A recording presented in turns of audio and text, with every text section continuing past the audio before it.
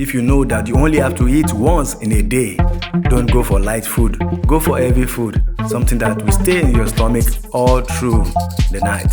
So now we want to make some vegetable soup. We start with pepper, chili pepper. You cut it, slice it into smaller particles, smaller units, enough to fit into your throat. Yeah, so you slice it very well. That is that. You slice the onion. Make sure you put onion because onion have a way of adding flavor to your vegetable. Talking about vegetable soup. I'm not talking about vegetable in form of salad or fruit. I'm talking about vegetable soup. The way we prepare it in Nigeria. Slice it right. Yeah, it can be big a little. It depends because some people like to see onions, but some people don't want to see it. So you can either blend it or you slice it. This is the soya beans cake. I always add it to most of my meal. I don't know why. Maybe because I don't like meat much except chicken, and I don't like I like fish, but you don't get it around. This is soya beans cake, soya beans cheese. Some people call it soya beans cheese. It has a lot of nutrients. So you see there, that is most of the things that we need for vegetable. So we cannot have a vegetable soup without actually having vegetable, and this is fresh from the farm. Look how fresh the leaves are, beautiful, green, long. I don't know the specific name for this vegetable. I know it's not spinach. I know they call it I don't remember. Let me just guess. So what you have to do, you get the leaves, you cut it. Some people rinse it or wash it before they cut it, and some people you cut it before rinsing it.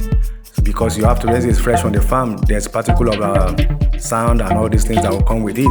So you have to just rinse it, let it flow on the water. There's a way you pick it up and clean it so that the sand will stay under in the water where your vegetable will be at the top. You can easily pack your vegetable. So first, to get that, you have to just cut it well, enough to pass through your throat, enough for your body to digest it. Then you put it on a bowl. Remember, see the way it's cutting it? Yeah, you cut it, everything in a way that it can go and it can fit into your throat.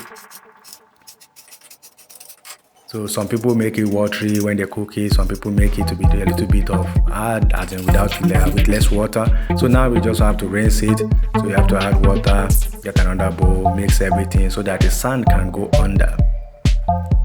Yeah, you do that. You don't squeeze it because you're not trying to squeeze out the juice. You just want the water to move around to pass through it so that the water can get the sand, and the leaf you can separate the leaf from the sand that will come with it from the farm. That is necessary, very important, because if you don't do this process, you might as well be hitting sand when you are eating your food, and it's the very bad thing when you cook and spend your time to cook and you are feeling sand in your mouth when you are eating it. So don't get yourself in that position. Rinse it very well. Now we put it in hot water. Yes, you put it in hot water. Most people jump this stage. It's necessary. It's very good to put it inside hot water. Let it soak. Keep it ahead. Put it to a side. Let it soak. Now we are mixing the ingredients. So this is crayfish. It's not the usual crayfish. This one is very small. I have to just separate it from some dirty stuff that came with it.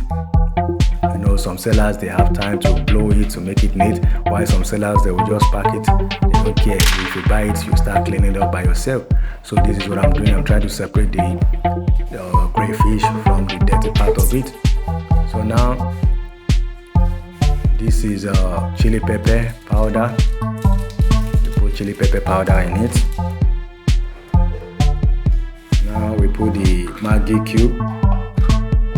Depending on your choice, most of the time I use one, but this particular meal I'm putting 2. So there's the salt. Remember to add your salt to your taste, but remember, too much of salt is not good. Add water and mix everything together. That is your ingredient right there. You might not need to even add anything again when we talk about vegetable. It's very easy to cook. I don't know why most guys don't cook it. They prefer ladies cooking it.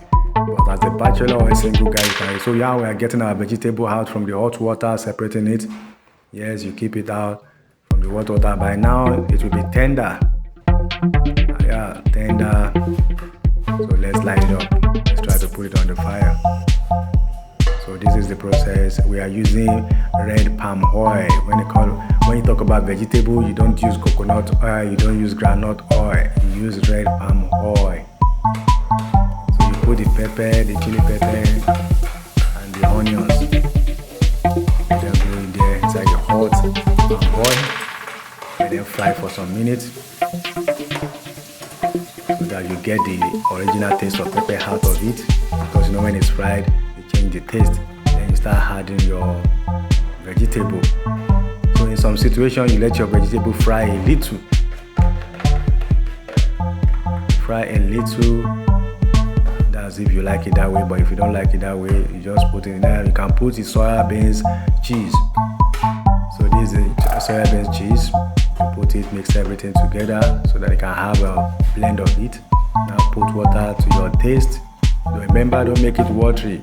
Then you cover it.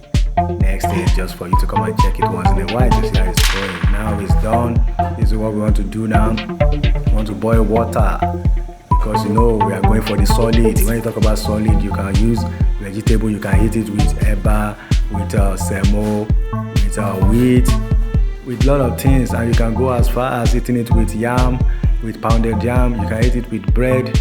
Lot of things that you can eat with it. So.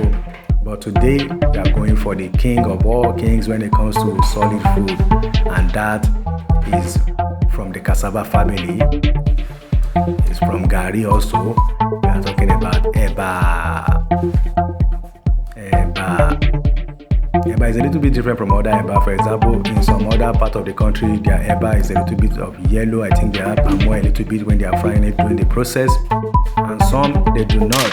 So that is why you see some will be like almost white, while some will be yellow.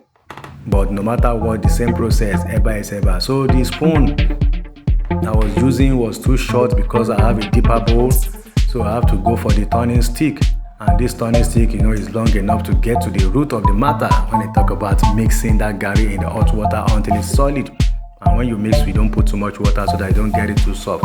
Now we want to go into as in serving, but not necessarily serving for eating. It's just about separating it, preparing it, packaging it, putting it somewhere till you are ready to eat it. So you know why I put the spoon inside the water, so that the gari, the eba, will not be sticking to the spoon. That is why you put it there. So you wrap it up, then look for a flask or something to keep it warm. So food flask is okay. If you have cooler, it's okay. Anything to keep it warm, because you know you want to eat it warm. But eba is a kind of a magical food. You can eat it as in hot, you can eat it cold, you can even put it in the refrigerator so as to be solidly cold but not frozen, so that you can eat it too. When it's you put it from in the refrigerator, it's very cold and it's lovely at the same time to eat.